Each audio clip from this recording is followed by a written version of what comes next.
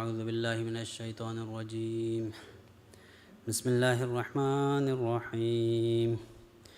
إن الله وملائكته يصلون على النبي يا أيها الذين آمنوا صلوا عليه وسلموا تسليما.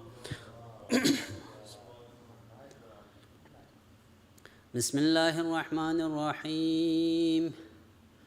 عن فاطمة الزهراء عليه السلام بنت رسول الله صلى الله عليه وآله أنها قالت: دخل علي أبي رسول الله صلى الله عليه وآله في بعض الأيام فقال: السلام عليك يا فاطمة.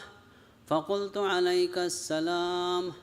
قال: إني أجد في بدني ضعفا. فقلت له: أعيذك بالله يا أبتاه من الضعف. فقال: يا فاطمة ائتيني بالكساء اليماني فغطيني به. فأتيته بالكساء اليماني فغطيته به، وصرت أنظر إليه وإذا وجهه يتلألأ كأنه البدر في ليلة تمامه وكماله. فما كانت إلا ساعة وإذا بولدي الحسن عليه السلام قد أقبل وقال: السلام عليك يا أماه. فقلت: وعليك السلام يا قرة عيني وثمرة فؤادي. فقال: يا أماه إني أشم عندك رائحة طيبة كأنها رائحة جدي رسول الله صلى الله عليه وآله. فقلت: نعم، إن جدك تحت الكساء. فأقبل الحسن نحو الكساء وقال: السلام عليك يا جداه يا رسول الله، أتأذن لي أن أدخل معك تحت الكساء؟ فقال: وعليك السلام يا ولدي ويا صاحب حوضي، قد أذنت لك. فدخل معه تحت الكساء. فما كانت إلا ساعة وإذا بولدي الحسين عليه السلام قد أقبل وقال: السلام عليك يا أماه. فقلت: وعليك السلام يا ولدي ويا قرة عيني وثمرة فؤادي. فقال لي: يا أماه إني أشم عندك رائحة طيبة كأنها رائحة جدي رسول الله صلى الله عليه وآله. فقلت: نعم، إن جدك وأخاك تحت الكساء. فدنا الحسين نحو الكساء وقال: السلام عليك يا جداه، السلام عليك يا من اختاره الله، أتأذن لي أن أكون معكما تحت الكساء؟ فقال: وعليك السلام يا بلدي ويا شافع أمتي، قد أذنت لك. فدخل معهما تحت الكساء.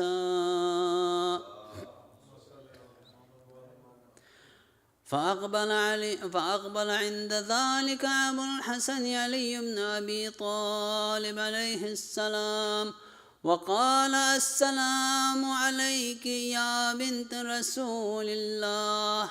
فقلت: وعليك السلام يا أبا الحسن ويا أمير المؤمنين.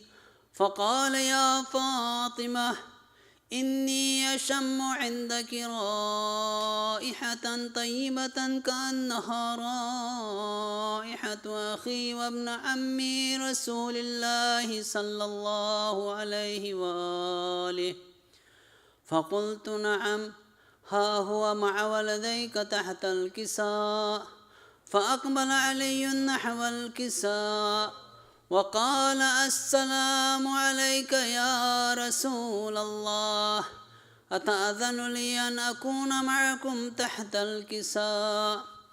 قال له: وعليك السلام يا أخي ويا وسيي وخليفتي وصاحب لوائي، قد أذنت لك. فدخل علي تحت الكساء،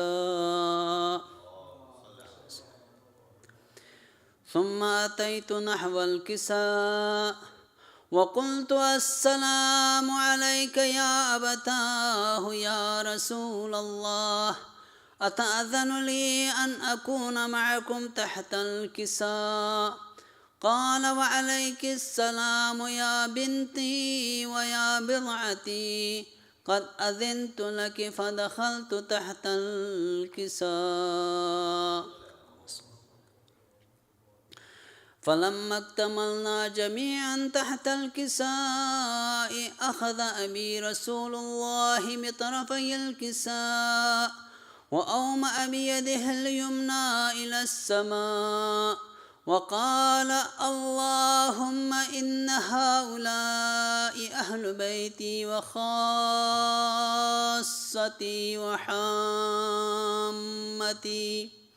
لحمهم لحمي ودمهم دمي، يؤلمني ما يؤلمهم ويحزنني ما يحزنهم.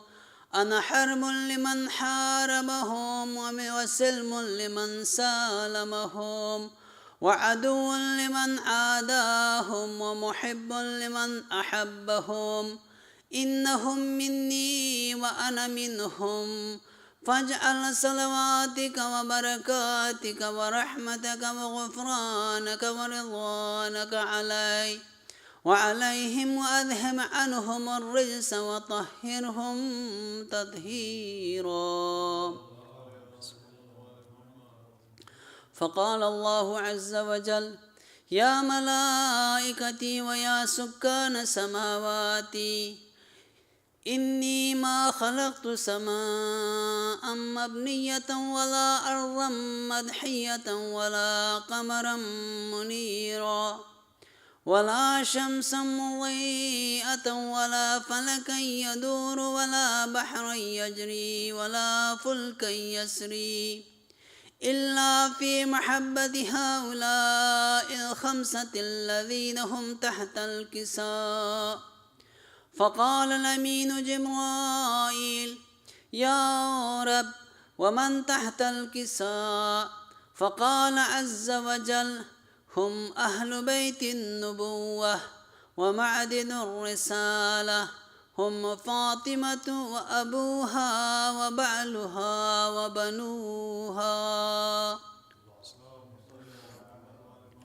فقال جبرائيل: يا رب، أتأذن لي أن أهبط إلى الأرض لأكون معهم سادسا؟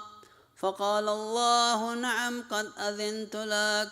فهبط الأمين جبرائيل وقال: السلام عليك يا رسول الله، العلي الأعلى يقرئك السلام ويخصك بالتحية والإكرام، ويقول لك: وعزتي وجلالي، إني ما خلقت سماء مبنية ولا أرضا مدحية ولا قمرا منيرا ولا شمسا مضيئة ولا فلكا يدور ولا بحرا يجري ولا فلكا يسري، إلا لأجلكم ومحبتكم، وقد أذن لي أن أدخل معكم، فهل تأذن لي يا رسول الله؟ فقال رسول الله: وعليك السلام يا أمين وحي الله، إنه نعم، قد أذنت لك. فدخل جبرائيل معنا تحت الكساء.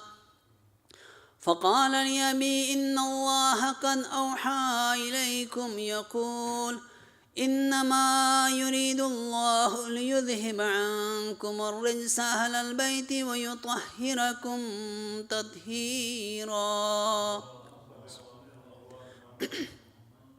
فقال علي لأبي: يا رسول الله، أخبرني ما لجلوسنا هذا تحت الكساء من الفضل عند الله. فقال النبي صلى الله عليه وآله: والذي بعثني بالحق نبيا واصطفاني بالرسالة نجيا، ما ذكر خبرنا هذا في محفل من محافل أهل الأرض، وفيه جمع من شيعتنا ومحبينا، إلا ونزلت عليهم الرحمة وحفت بهم الملائكة واستغفرت لهم إلى أن يتفرقوا.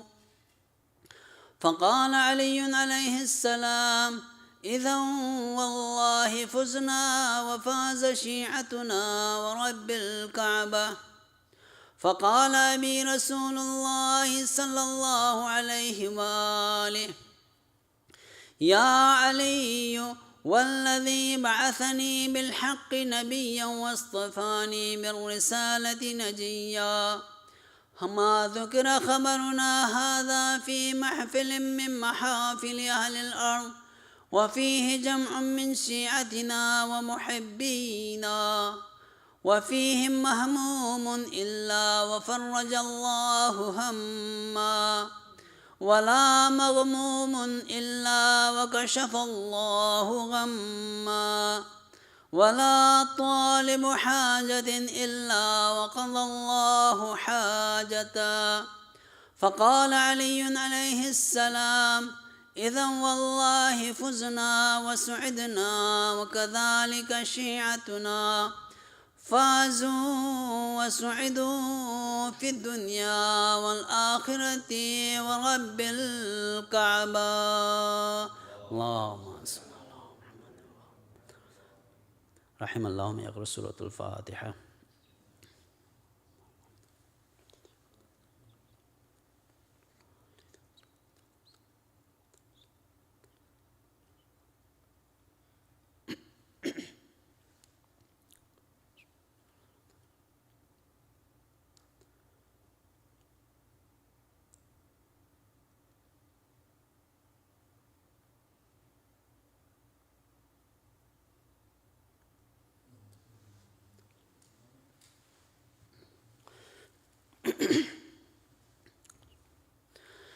اللهم صل على محمد وآل محمد. اللهم صل على محمد وآل محمد. اللهم صل على محمد وآل محمد. بسم الله الرحمن الرحيم. اللهم إني أسألك برحمتك التي وسعت كل شيء، وبقوتك التي قهرت بها كل شيء، وخضع لها كل شيء، وذل لها كل شيء، وبجبروتك التي غلبت بها كل شيء، وبعزتك التي لا يقوم لها شيء، وبعزمتك التي ملأت كل شيء، وبسلطانك الذي على كل شيء، وبوجهك الباقي بعد فناء كل شيء، وبأسمائك التي ملأت أركان كل شيء، وبعلمك الذي أحاط بكل شيء، وبنور وجهك الذي أضاء له كل شيء. يا نور يا قدوس، يا أول الأولين ويا آخر الآخرين. اللهم اغفر لي الذنوب التي تهتك العصام. اللهم اغفر لي الذنوب التي تنزل النقام. اللهم اغفر لي الذنوب التي تغير النعم. اللهم اغفر لي الذنوب التي تحبس الدعاء. اللهم اغفر لي الذنوب التي تقطع الرجاء اللهم اغفر لي الذنوب التي تنزل البلاء اللهم اغفر لي كل ذنب أذنبته وكل خطيئة أخطأتها اللهم إني أتقرب إليك بذكرك وأستشفع بك إلى نفسك وأسألك بجودك أن تدنيني من قربك وأن توزعني شكرك وأن تلهمني ذكرك اللهم إني أسألك سؤال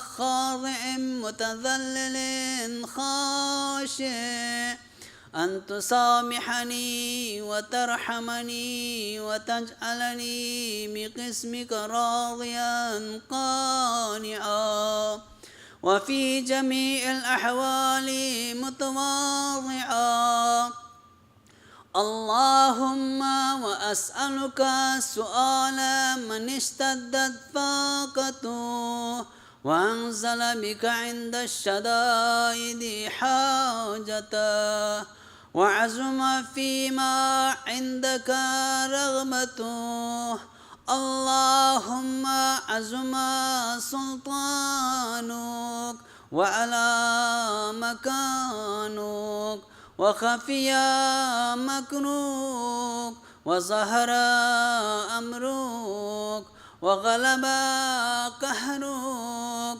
وجرت قدرتك ولا يمكن الفرار من حكومتك اللهم لا أجد لذنوبي غافرا ولا لقبائحي ساترا ولا لشيء من عملي القبيح بالحسن مبدلا غيرك لا إله إلا أنت سبحانك وبحمدك ظلمت نفسي وتجرأت بجهلي وسكنت إلى قديم ذكرك لي ومنك علي اللهم مولاي كم من قبيح سترت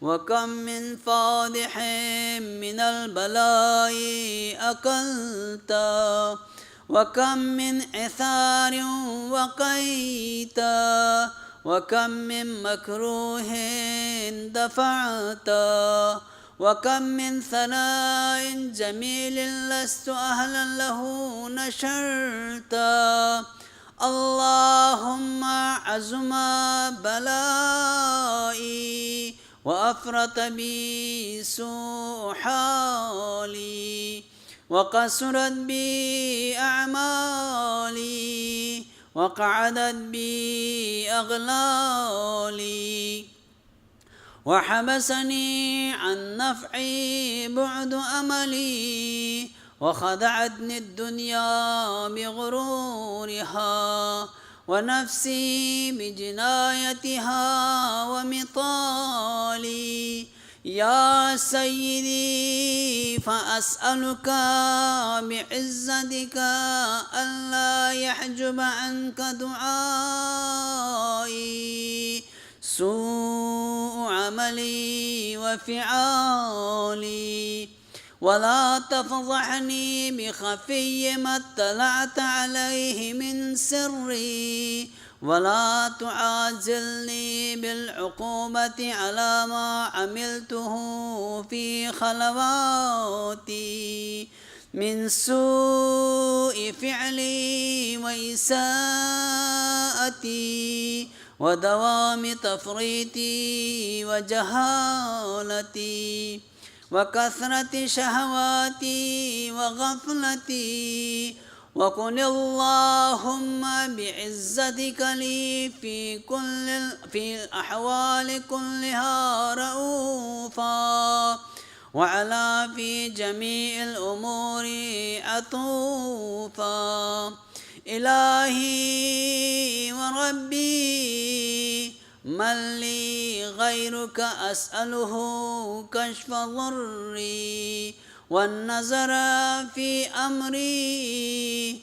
إلهي ومولاي أجريت علي حكما اتبعت فيه هوى نفسي ولم أحترس فيه من تزيين عدوي فغرني بما أهوى وأسعده على ذلك القضاء.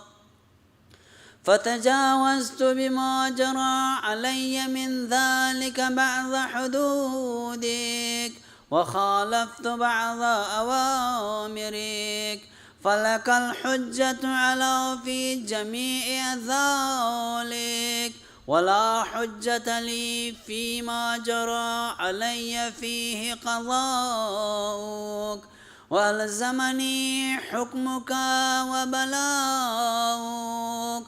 وقد أتيتك يا إلهي بعد تقصيري وإسرافي على نفسي معتذرا نادما منكسرا مستقيلا مستغفرا منيبا مقرا مذعنا معترفا لا أجد مفرا مما كان مني ولا مفزعا أتوجه إليه في أمري غير قبولك عذري وإدخالك إياي في سعة من رحمتك.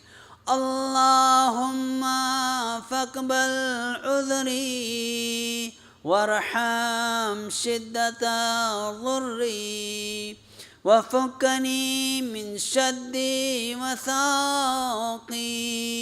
يا رب ارحم ضعف بدني ورقة جلدي ودقة عزمي. يا من بدا خلقي وذكري وتربيتي وبري وتغذيتي هبني لابتداء كرمك وسالف برك بي.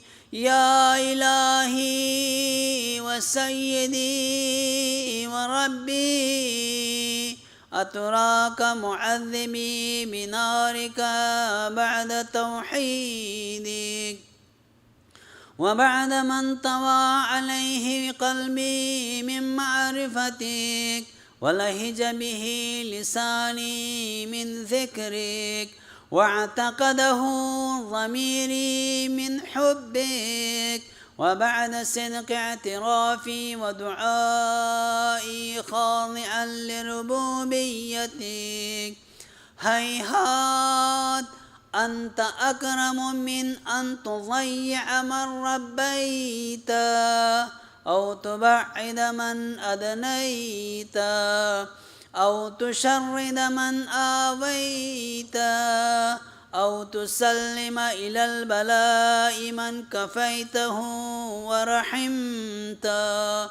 وليت شعري يا سيدي وإلهي ومولاي أتسلط النار على وجوه خرت لعظمتك ساجدا وعلى ألسن نطقت بتوحيدك صادقا وبشكرك مادحا وعلى قلوب اعترفت بإلهيتك محققا وعلى ضمائر حوت من العلم بك حتى صارت خاشعة وعلى جوارح سعت إلى أوطان تعبدك طائعا وأشارت باستغفارك مذعنا. ما هكذا الظن بك ولا أخبرنا بفضلك عنك يا كريم. يا ربي وأنت تعلم ضعفي عن قليل من بلاء الدنيا وعقوباتها وما يجري فيها من المكاره على أهلها، على أن ذلك بلاء ومكروه قليل مكثه يسير بقاؤه قصير مدته، فكيف احتمالي لبلاء الآخرة وجليل وقوع المكاره فيها، وهو بلاء تطول مدته ويدوم مقامه ولا يخفف عن أهلي، لأنه لا يكون إلا عن غضبك وانتقامك وسخطك، وهذا ما لا تقوم له السماوات والأرض. يا سيدي فكيف لي وأنا عبدك الضعيف الذليل الحقير المسكين المستكين. يا إلهي وربي وسيدي ومولاي، لأي الأمور إليك أشكو ولما منها أرج وأبكي، لأليم العذاب والشدة أم لطول البلاء ومدتي، فلئن صيرتني للعقوبات مع أعدائك وجمعت بيني وبين أهل بلائك وفرقت بيني وبين أحبائك وأوليائك، فهبني يا إلهي وسيدي ومولاي وربي. صبرت على عذابك فكيف أصبر على فراقك، وهبني صبرت على حر نارك فكيف أصبر عن النظر إلى كرامتك، أم كيف أسكن في النار ورجائي عفوك، فبعزتك يا سيدي ومولاي أقسم صادقا لئن تركتني ناطقا لأضجن إليك بين أهلها ضجيج الآملين، ولأصرخن إليك صراخ المستصرخين، ولأبكين عليك بكاء الفاقدين، ولأنادينك أين كنت يا ولي المؤمنين، يا غاية آمال العارفين، يا غياث المستغيثين، يا حبيب قلوب الصادقين، ويا إله العالمين، أفتراك سبحانك يا إلهي وبحمدك تسمع فيها صوت عبد مسلم سجن فيها بمخالفته وذاق طعم عذابها بمعصيته وحبس بين أطباقها بجرمه وجريرته، وهو يضج إليك ضجيجا مؤمل لرحمتك ويناديك بلسان أهل توحيدك ويتوسل إليك بربوبيتك. يا مولاي فكيف يبقى في العذاب وهو يرجو ما سلف من حلمك؟ أم كيف تؤلمه النار وهو يأمل فضلك ورحمتك؟ أم كيف يحرقه لهيبها وأنت تسمع صوته وترى مكانا؟ أم كيف يشتمل عليه زفيرها وأنت تعلم ضعفا؟ أم كيف يتقلقل بين أطباقها وأنت تعلم صدقا؟ أم كيف تزجره زبانيتها وهو يناديك يا رب؟ أم كيف يرجو فضلك في عتقه منها فتتركه فيها؟ هيهات ما ذلك الظن بك ولا المعروف من فضلك ولا مشبه لما عاملت به الموحدين من برك وإحسانك. فباليقين أقطع لولا ما حكمت به من تعذيب جاحديك وقضيت به من إخلاد معانديك لجعلت النار كلها بردا وسلاما وما كانت لأحد فيها مقرا ولا مقاما، لكنك تقدست أسماؤك أقسام أن تملأها من الكافرين من الجنة والناس أجمعين، وأن تخلد فيها المعاندين، وأن تجل ثناؤك قلت مبتدئا وتطولت بالإنعام متكرما. أفمن كان مؤمنا كمن كان فاسقا لا يستوون. إلهي وسيدي فأسألك بالقدرة التي قدرتها وبالقضية التي حتمتها وحكمتها وغلبت من عليه أجريتها أن تهب لي في هذه الليلة وفي هذه الساعة كل جرم أجرمت وكل ذنب أذنبت وكل قبيح أسررت وكل جهل عملت كتمته أو أعلنت أخفيته أو أزهرت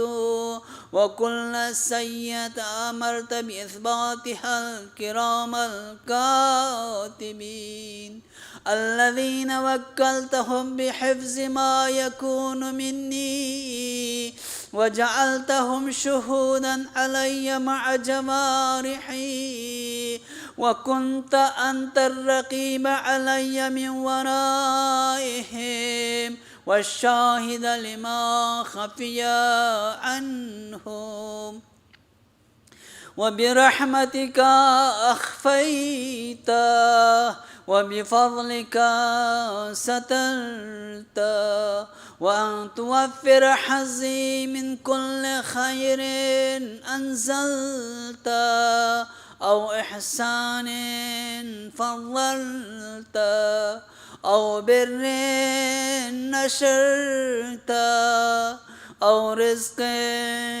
بسطت أو ذنب تغفر أو خطأ تستر.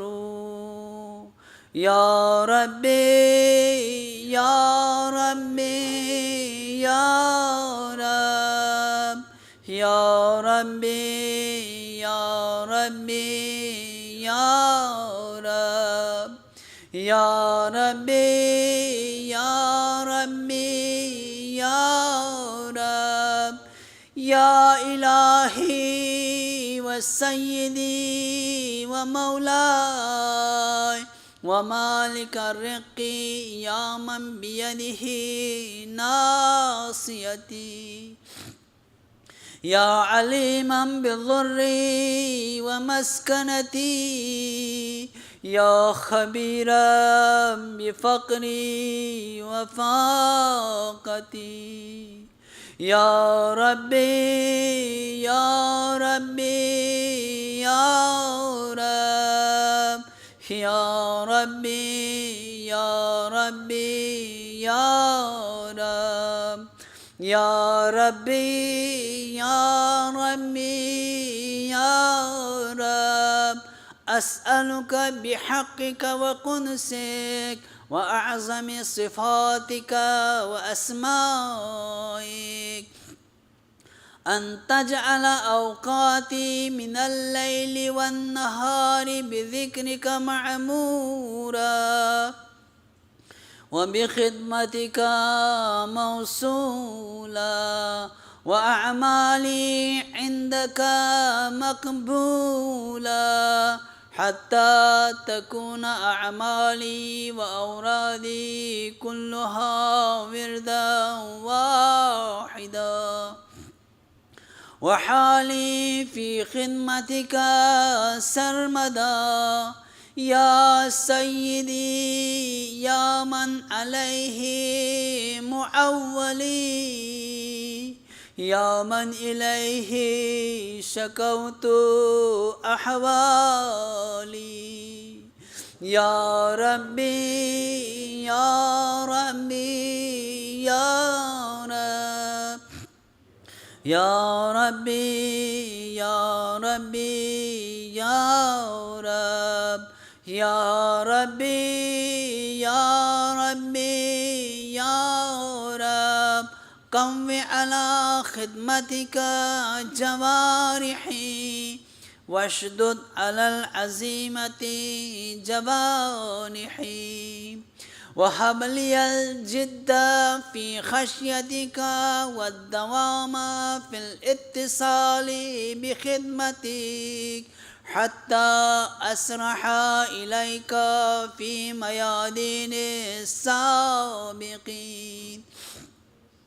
وأسرع إليك في المبادرين واشتاق إلى قربك في المشتاقين وأدنو منك دنو المخلصين وأخافك مخافة الموقنين وأجتمع في جوارك مع المؤمنين اللهم ومن أرادني بسوء فأرده ومن كادني فكده واجعلني من أحسن عبيدك نصيبا عندك وأقربهم منزلة منك وأخصهم زلفة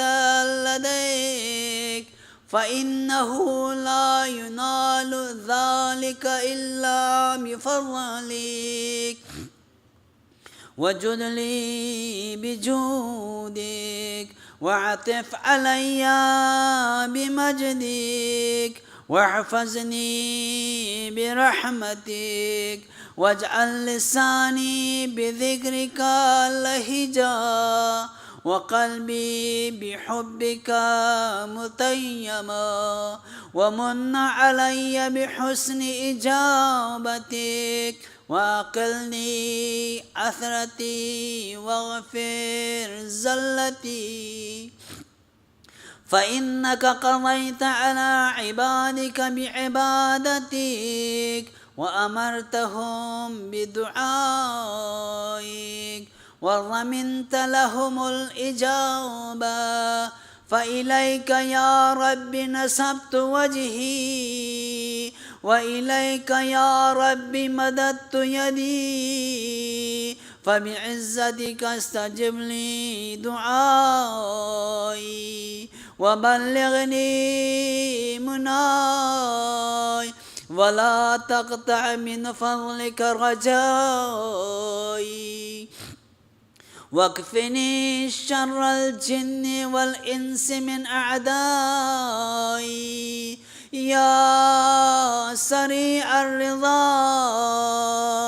يا سريع الرضا يا سريع الرضا اغفر لمن لا يملك إلا الدعاء فإنك فعال لما تشاء يا من اسمه دواء وذكره شفاء وطاعته غنى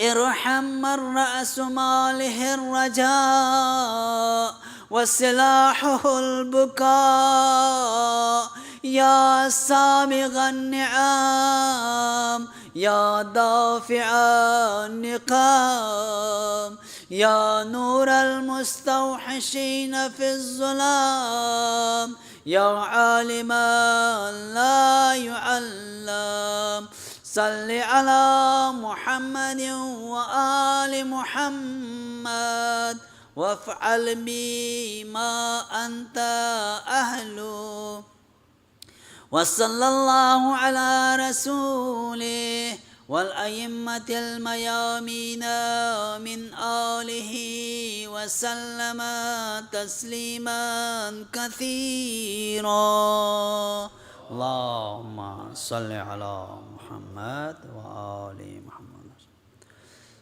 رحم الله من يقرأ سورة الفاتحة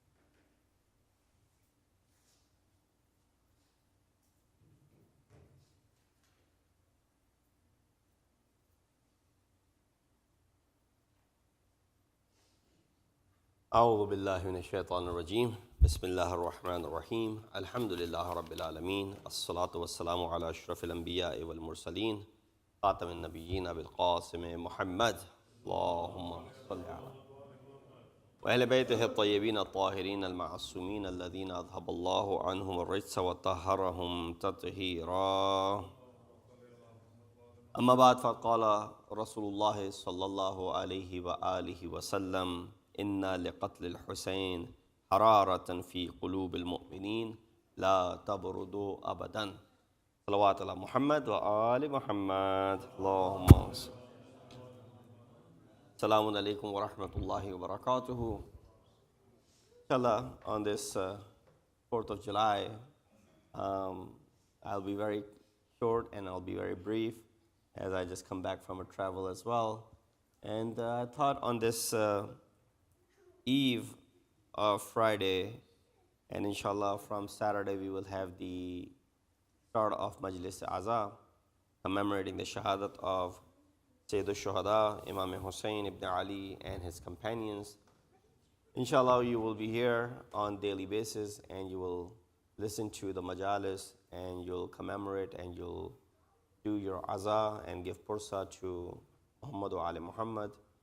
While that is to begin, we thought it would be important that we, inshallah, tonight and tomorrow in the khutbah of Jummah, talk about some of the things that we need to do in order to prepare ourselves for Muharram al-Haram. Yes, it is the first month in the Islamic calendar year. It's a new year. But of course, unlike any other New Year's where people celebrate, we commemorate the New Year. And primarily because of the fact the Shahadat of Imam Hussein takes place on the 10th day of Muharram al-Haram, and which was in the 61st year after Hijrah.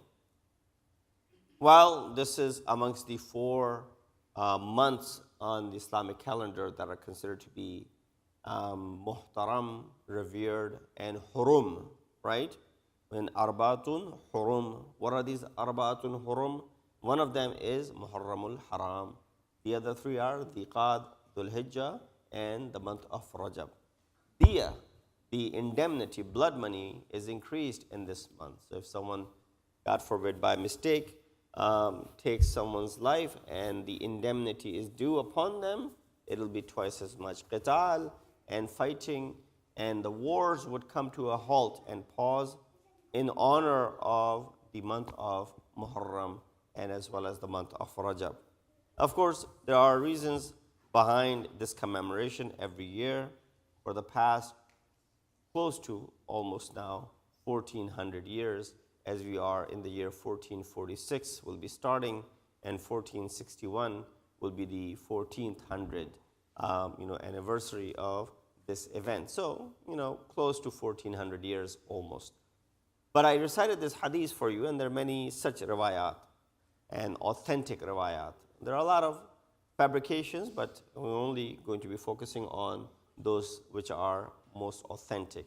Rasul Akram had said this, of course, 50 years prior to the Shahadat of Imam Hussein. So that itself is a prophecy of Rasulullah. Rasulullah left this world in the 11th year after Hijrah. Imam Hussein's Shahadat is in the 61st year after Hijrah. So the 50 years gap.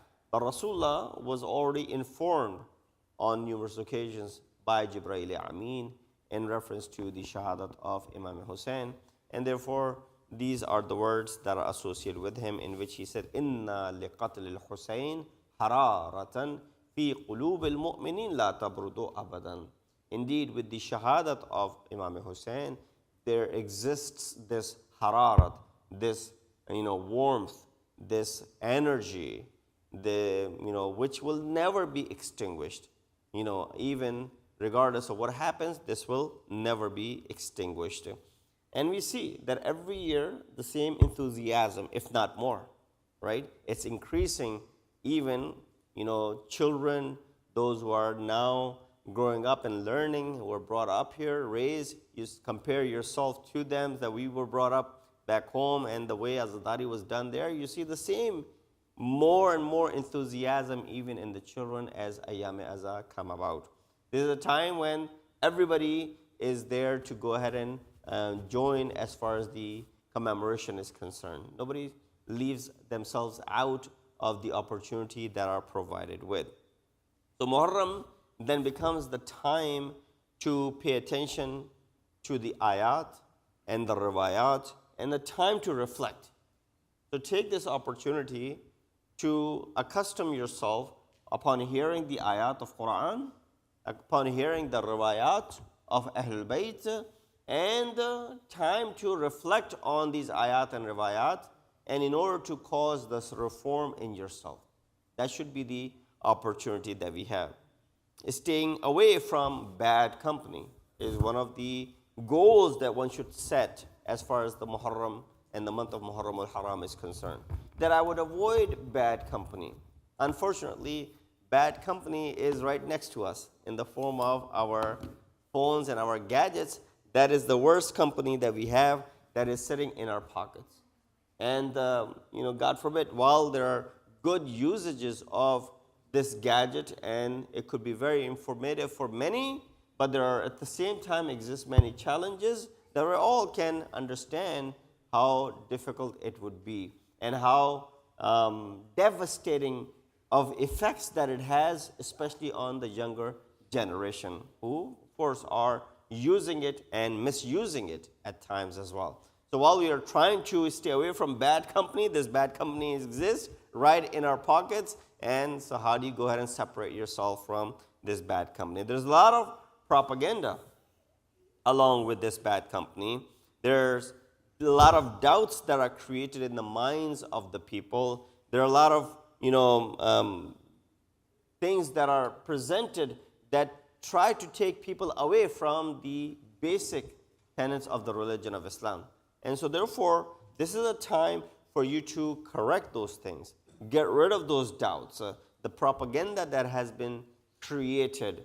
A lot of things that emerge. We live in a social media world where things that are happening across the globe are now in front of our eyes. We did not know how people of a remote town in Central Asia used to practice the Aza. Now we know because the videos are there and the pictures are there and how they perform their actions during the month of Ayyam-e-Aza. All those things are there. So now we see those things. And when they come about, we see that there's a lot of additions to the original form of Azai Sayyid al-Shuhada. Therefore, there's a lot of propaganda that is being done on purpose to diminish, to give a bad name.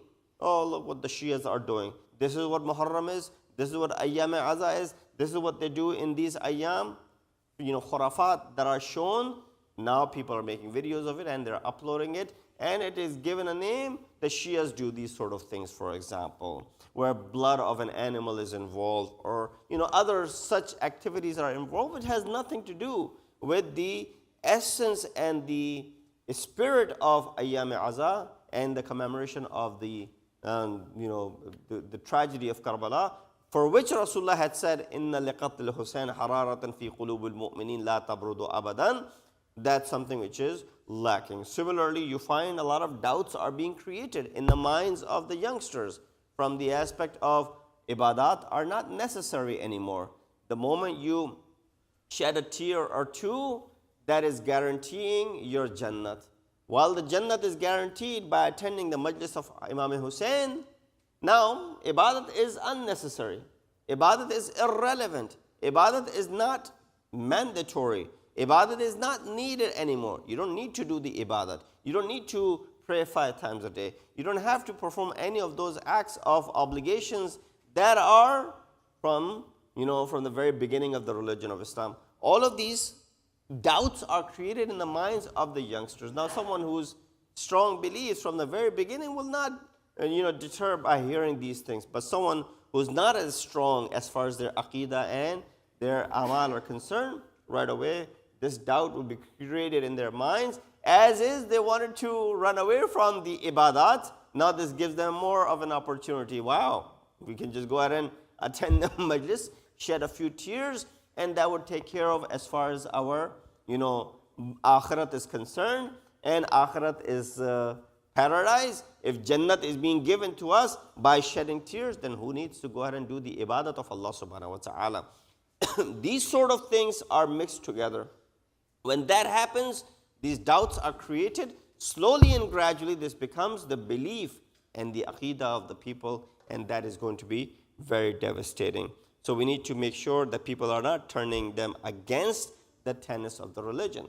A lot of these people who do not possess proper knowledge of religion and the religious texts, they come out and they speak their minds, they say things. Then, of course, from the other side, there are always people who are rebuking and presenting rebuttals. Many of these things are, there for us to go ahead and rebuke as well. Those things that are associated with our religion, I can go ahead and rebuke all of those as well from our own text, from the kalam of our Masumeen. And inshallah, I'll quote some of those riwayat towards the end of the discussion tonight. Sallu ala Muhammad wa ali Muhammad. So therefore, this is a time to reflect, reform. We all gather under the flag of Imam Hussein. That's the beauty of it. We put aside all our differences. We put aside where we come from. But whenever there's Majlis-e-Aza for Sayyid al-Shuhada, the flag of Hussein is lifted, all of us come together. Brothers who haven't spoken to each other for a long time, they're going to be sitting on the same, Farsh-e-Aza. Those who are at odds with one another can't even stand one another. Look at their faces. They're all together now, sitting in the same room. Turn on the light. Sallu ala Muhammad wa ali Muhammad. So this is a time when we sort of forget about our petty differences and we move past them. And that is the beauty of Imam Hussein's sacrifice. One of the many lessons that we can derive from it is the concept of unity that is derived from the Shahadat of Sayyid al-Shuhada that brings us all together while we put our differences aside because we are sitting here together. Therefore, during these ayyam, they go past quickly. They don't last forever. They come and they go, and right away we forget about them. So therefore, it is important for us to make sure that we utilize them properly. Tonight, what I wanted to share with you is a tradition from our sixth Imam, Imam Ja'far al-Sadiq, alayhi salatu wassalam, where he says about Imam Hussein the following. A man came to sixth Imam and asked, how should I go for the ziyarat of Sayyid al-Shuhada? MashaAllah, it's become a very common practice amongst the mu'mineen of North America, especially United States, that they go for the ziyarat. I rarely hear anyone who hasn't done the ziyarat, because it's the ease of ziyarat now. You can go, a lot of people will be traveling for the first 10 days of Muharram. A lot more people will be traveling during the ayyam of Arba'een. And similarly, outside of these two ayyam, people are constantly traveling because of the ease of travel. That it's so easy for one to go and do the ziyarat and come back. So someone asked Imam, how should I perform the ziyarat? Imam ﷺ said, whenever you intended the ziyarat of Sayyid al-Shuhada, say the following sentence 7 times. Now this might come as a surprise that many of us have done the ziyarat of Imam. We have not done this way. Imam says, whenever you visit and you do the ziyarat of Sayyid al-Shuhada, repeat this sentence 7 times. La ilaha illallahu wallahu akbar. Why? Hussein is Ayn Tawheed. Hussein gives you the message of Tawheed. So when you go for his ziyarat, what are you going to say? La ilaha illallahu wallahu akbar. Sixth Imam is telling us. When you visit him 7 times, repeat this word. La ilaha illallahu wallahu akbar. Many of you will go for the ziyarat in the first 10 days of Muharram and as well as Arba'een. Make sure that you can say this. It's something which you already know. It's a dhikr that you already know. And then after that, 7 times say, Labbaika ya da'iyallah. Labbaika ya da'iyallah. You've heard the sentence, Labbaika ya Hussein. But sixth Imam tells us what? That's okay, say Labbaika ya Hussein. But sixth Imam is telling us, if you want to do the ziyarat of Imam Hussein, say 7 times, Labbaika ya da'iyallah. What is the meaning? That you're saying Labbaik to someone who calls you towards Allah subhanahu wa ta'ala. Da'i comes from the one who calls towards Allah subhanahu wa ta'ala. So Imam Hussein is someone who's what doing? He's calling us towards Allah subhanahu wa ta'ala. He gives his sacrifice. His companions give the sacrifice. And in order to remove shirk, in order to remove polytheism, in order to remove duality, in order to remove anything that hints toward polytheism and shirk and kufr, Imam ﷺ stood for that. So he said Da'i Allah, someone who calls towards Allah. Quran also referenced our Prophet, Hazrat Muhammad Mustafa sallallahu alaihi wasallam, as what? That you are da'iyan ilallah, sirajan wa munira wa da'iyan ilallah. That one of the attributes that Quran gives to our Prophet is that he is the one who calls people toward Allah subhanahu wa ta'ala. Imam came to bring us closer to Allah. It is not possible that one is close to Imam Hussein but away from Allah subhanahu wa ta'ala. These two things just don't go together.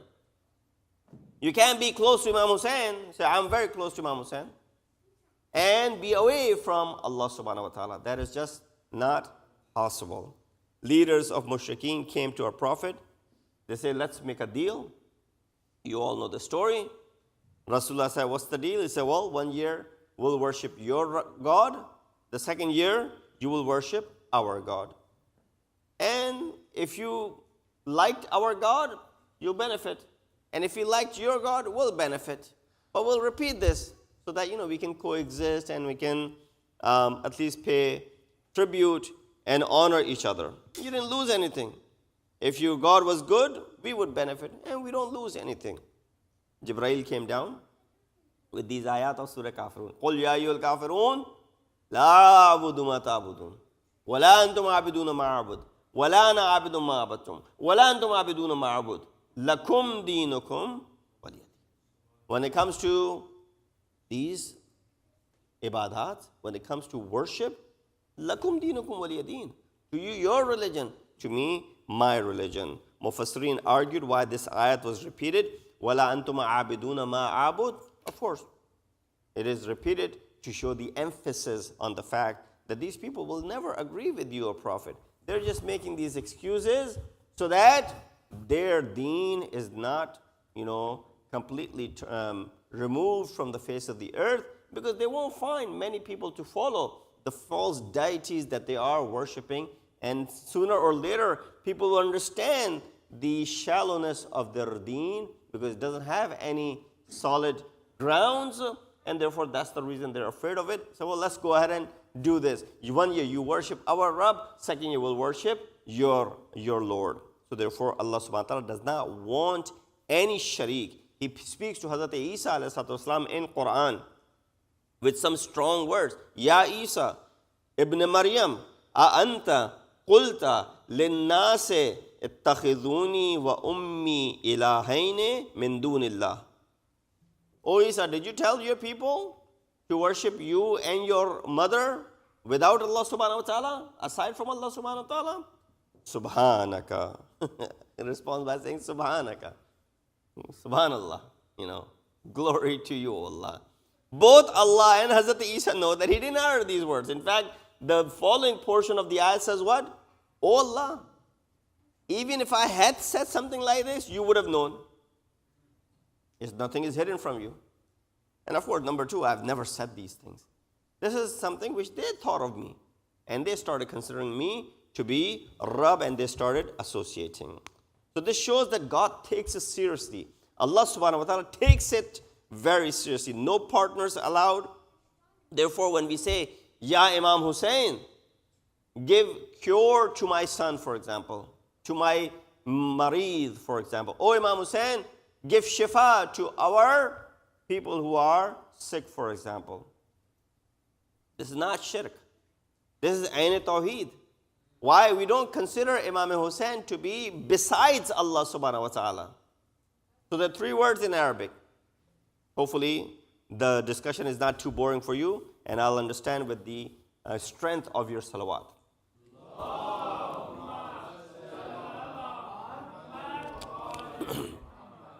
So pay attention to these 3 words. Dunillah, ma'allah, indallah. Dunillah, besides Allah. Ma'allah, with Allah. And indallah, near Allah. We don't say, Ya Hussein, you give cure, dunillah. That will be shirk. We don't say, Ya Hussein, give cure, ma'allah. That will also be shirk. In fact, Tuesday nights, when you recite dua tawassul, what do you say? Ya wajihan. You don't say Ya wajihan dunallah. Ya wajihan ma'allah. You say Ya wajihan indallah. This is how Imam taught us, right? Dua tawassul. Imam taught us how to recite this dua tawassul. Imam could have easily said Ya wajihan ma'allah. No, Ya wajihan indallah. Not dunallah, not ma'allah. The first 2 are shirk. The third one, Ya wajihan indallah, is Ayn Tawheed. This is under the umbrella of Tawheed. So therefore, when you ask, you say, Ya Imam, give cure to my child, to my son, to my mom, to my husband, anyone. This is Ayn Tawheed, and you're not asking independently from Imam. You're asking through him with the wasila of his from Allah subhanahu wa ta'ala. So Imam Rada said about our third Imam, say 7 times, Assalamu alayka ya da'i Allah. Peace be upon you, O the one who calls people toward Allah subhanahu wa ta'ala.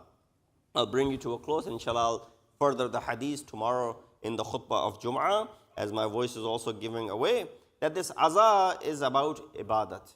It's ibadat itself. When you come every night, you come to perform this ibadat. So they make sure that one of the acceptance of this ibadat that you will perform in the form of Maghrib and Isha right now is with khulus and sincerity. You say qurbatan ilallah. Therefore, when you come for Majlis Azah, you do it with qurbatan ilallah as well. There are many benefits of this majlis. It means of gaining religious knowledge. Your usul and your furu and your tariq and your fiqh is given a boost when you attend Majalis Azah. You understand the concepts of Amr bil Maruf and Nahi anil Munkar better. Why Imam Hussein addressed it from the very beginning, that I'm leaving so that I don't want to cause any chaos and zulm. Rather, the reason behind my khuruj is to do Amr bil Maruf and Nahi anil Munkar. When you hear the fadail of Ma'sumin and the razail of munafiqeen and mukhalifeen,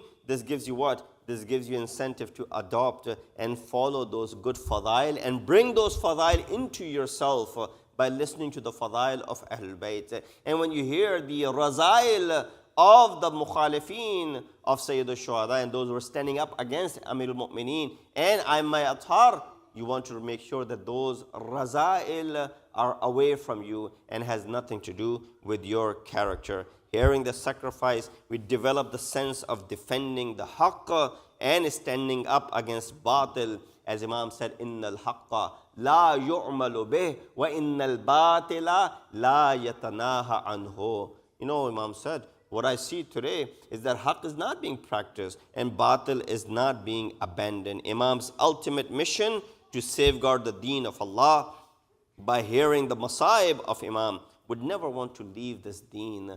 Someone who gave his life, someone who gave his family, someone who gave his wealth, someone who gave everything away for the sake of religion, you now want to go ahead and compromise on this deen. Lakum dinukum waliyadeen is the reminder of that. I had a couple of ahadith in this regards. Inshallah, I'll save them for tomorrow so that we can give justice to or pay proper attention towards it. I won't be able to do justice in the time that I have left. We ask Allah subhanahu wa ta'ala to give us the tawfiq that we're able to commemorate Ayyam Azad this year in the best of these spirits. We ask Allah subhanahu wa ta'ala to give us the tawfiq that we're able to perform the ibadat of Azah of Sayyid al-Shuhada in the best possible manner, in a manner which is in line with the razayat and the satisfaction of Ahlul Bayt alayhi salatu wassalam, that when we come out of these Ayyam Azah, Ahlul Bayt are satisfied with us, and of course Allah subhanahu wa ta'ala is satisfied with us as well. Wa akhiru dawana and alhamdulillah rabbil alameen.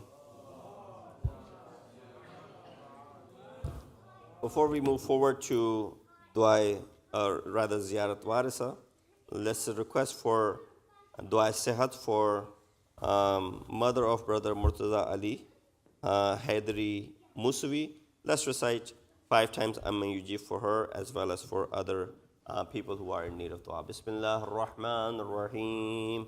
Amma yujibu al-mustarra idha da'ahu yakshifu as-su. Amma yujibu al-mustarra idha da'ahu yakshifu as-su. Amma yujibu al-mustarra idha da'ahu yakshifu as-su. Amma yujibu al-mustarra idha da'ahu yakshifu as-su. أما يجيب المضطر إذا دعاه ويكشف السوء ويجعلكم خلفاء الأرض إله مع الله قليلا ما تذكرون.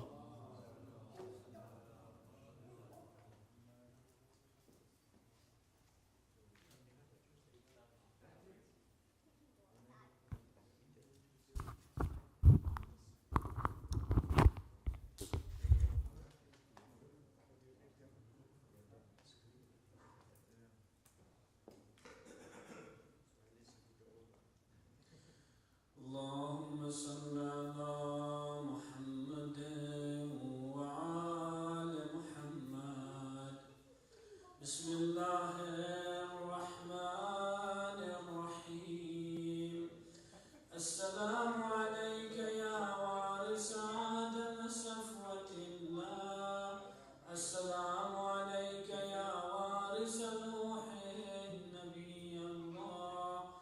السلام عليك يا وارث إبراهيم خليل الله.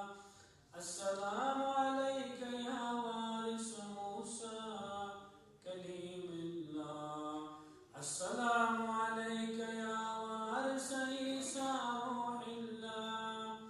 السلام عليك يا وارث محمد حبيب الله. السلام عليك يا وارث علي أمير المؤمنين عليه السلام ولي الله. السلام عليك يا ابن محمد المصطفى. السلام عليك يا ابن علي المرتضى. السلام عليك يا ابن فاطمة الزهراء.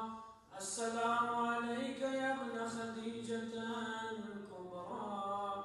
السلام عليك يا سار الله وابن الزارع والوتر الموتور.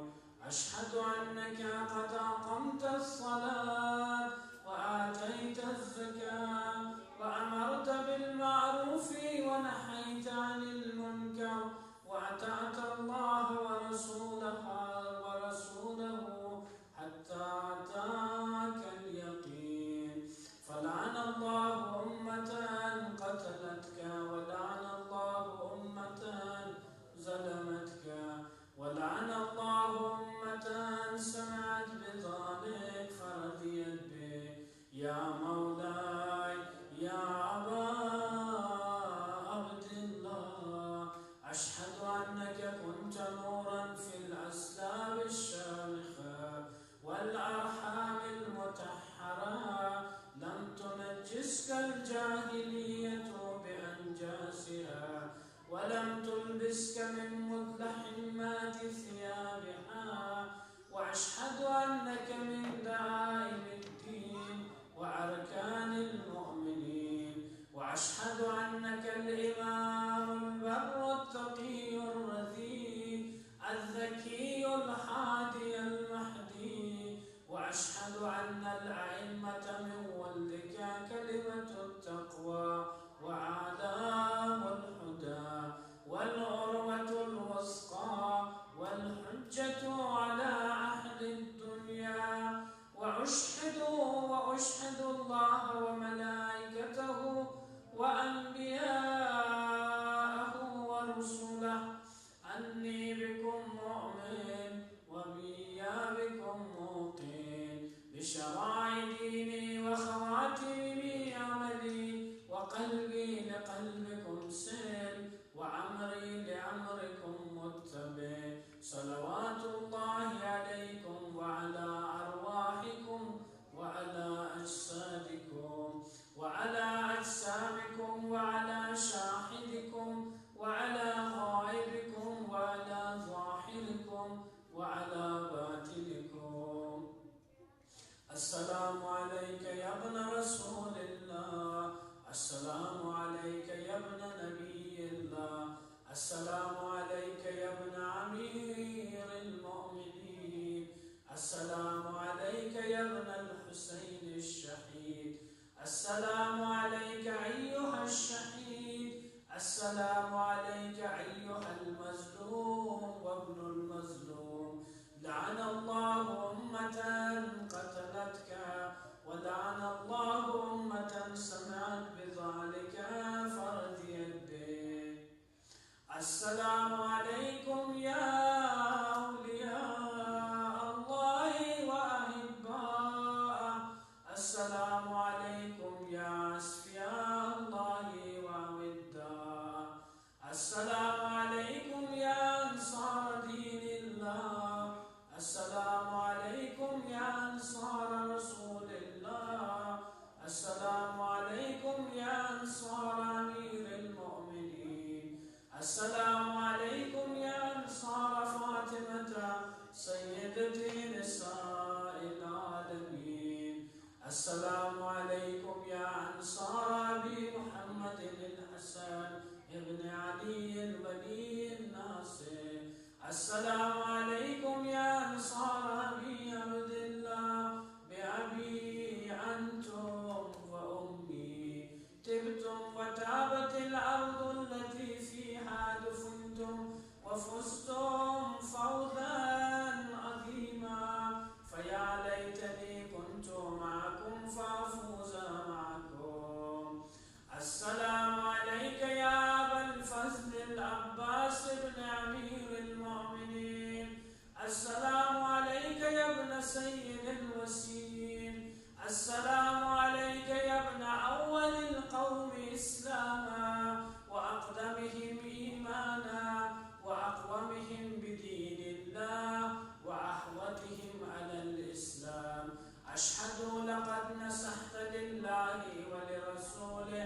ولأخيك فنعم الأخ المواسي. فلعن الله أمة قتلتك، ولعن الله أمة ظلمتك، ولعن الله أمة استحلت منك المحارم وانتهكت حرمة الإسلام. فنعم الأخ الصابر المجاهد المحامي الناصر، والأخ الدافع عن أخيه المجيب إلى طاعة ربه، الراغب فيها زحد فيه غيره من الثواب الجزيل والثناء